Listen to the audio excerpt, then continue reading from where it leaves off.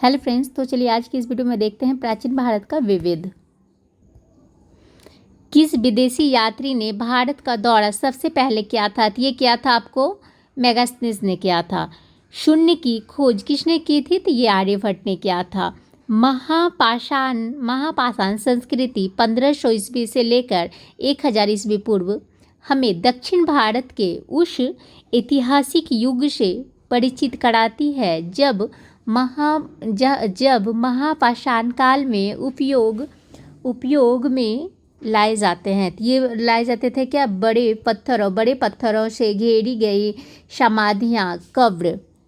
किस पुस्तक का 15 भारतीय और 40 विदेशी भाषाओं में अनुवाद किया जा चुका है? तो ये हो गया आपको पंचतंत्र का। न्यूमिस्मैटिक्स क्या है? तो ये हो गया आपको सिक्कों व धातुओं का अध्ययन। हितोपदेश के लेखक हैं नारायण पंडित। नाट्य शास्त्र की रचना किसने की थी? ये भरत मुनि ने किया था। इतिहास के पिता, द फादर्स ऑफ हिस्ट्री की पदवी सही अर्थों में किससे संबंधित है? तो ये आपको हो गया हेरोडोटस। प्राचीन नगर तक्षशिला किसके बीच स्थित है? तो ये सिंधु व झेलम के बीच स्थित है। वह अंग्रेज कौन था जिसने सर्वप्रथम भगवत गीता का अंग्रेजी में अनुवाद किया था? तो ये हो गया आपको चार्ल्स विल्किंस। पूरा पाषाण काल में आदि मानव के मनोरंजन के साधन थे कौन? तो ये शिकार थे। किसको चालकोलिथिक एज कहा जाता है? तो ये ताम्रपाषाण युग को कहा जाता है। वासवदत्ता के लेखक हैं कौन है? तो ये हो गया आपको भास। नालंदा विश्वविद्यालय किस लिए विश्व प्रसिद्ध था? तो ये हो गया आपको तर्कशास्त्र के लिए। उस स्रोत का नाम बताएं जो प्राचीन भारत के व्यापारिक मार्गों पर मौन है। तो ये हो गया आपको मिलिंद पन्हो। आधुनिक मानव के हाल का पूर्वज है कौन? तो क्रो मैग्नन मनुष्य।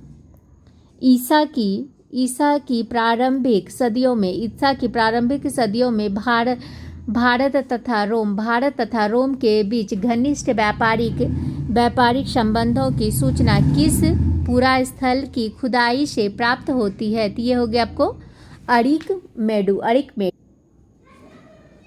आधुनिक देवनागरी लिपि का प्राचीनतम रूप क्या है? तो ये हो गया आपको ब्राह्मी। मानव द्वारा सर्वप्रथम प्रयुक्त अनाज था चावल।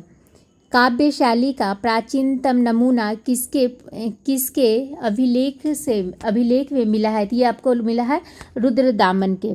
कौन सा बंदरगाह पोंडू के नाम से दी पेरीप्लस ऑफ द एरिथियन सी। कौन सा बंदरगाह पोंडू के नाम से दी पेरीप्लस ऑफ द एरिथियन सी। लाल सागर का भ्रमण के अज्ञातनामा लेखक को ज्ञात था? अरिक मेडू। ताम्रश्म या ताम्रपाषाण काल में महाराष्ट्र के लोग मृतकों के घर के फर्श के नीचे किस तरह रख कर दफनाते थे? ये उत्तर से दक्षिण की ओर दफनाते थे। भीमबेटका किसके लिए प्रसिद्ध है? तो ये गुफाओं के शैल चित्र के लिए। प्राचीन भारत में कौन सी लिपि दाईं ओर से बाईं ओर लिखी जाती है? तो ये खरोष्टी लिखी जाती है। मालती माधव के लेखक थे भवभूति। मुद्रा राक्षस नामक पुस्तक का लेखक कौन था? तो यह हो गया आपको विशाखा दत्त। विशाखादत्त। किस वंश के राजाओं ने खजुराहो स्थित मंदिरों का निर्माण करवाया था? तो ये हो गया आपको चंदेल वंश के। आबू का जैन मंदिर किसने बनवाया है? तो ये संगमरमर से आबू का जैन मंदिर किससे बना है? तो ये हो गया आपको संगमरमर से बना हुआ है। एलिफेंटा की गुफाएं मुख्यतः किस धर्म के मतावलंबियों के उपयोग के लिए काट कर बनाई गई है? तो ये आपको हो गया शैव धर्म के। एलिफेंटा के प्रसिद्ध शैल को काटकर बनाए गए मंदिरों का श्रेय दिया जाता है, किसको दिया जाता है? तो ये राष्ट्रकूटों को दिया जाता है। अजंता और एलोरा की गुफाएं किस नगर में स्थित है? तो ये औरंगाबाद में है।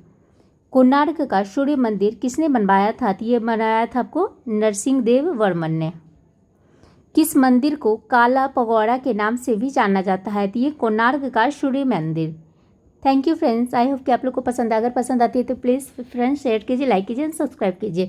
और अब हम नेक्स्ट वीडियो में हम लोग पढ़ेंगे मध्यकालीन भारत। Thank you.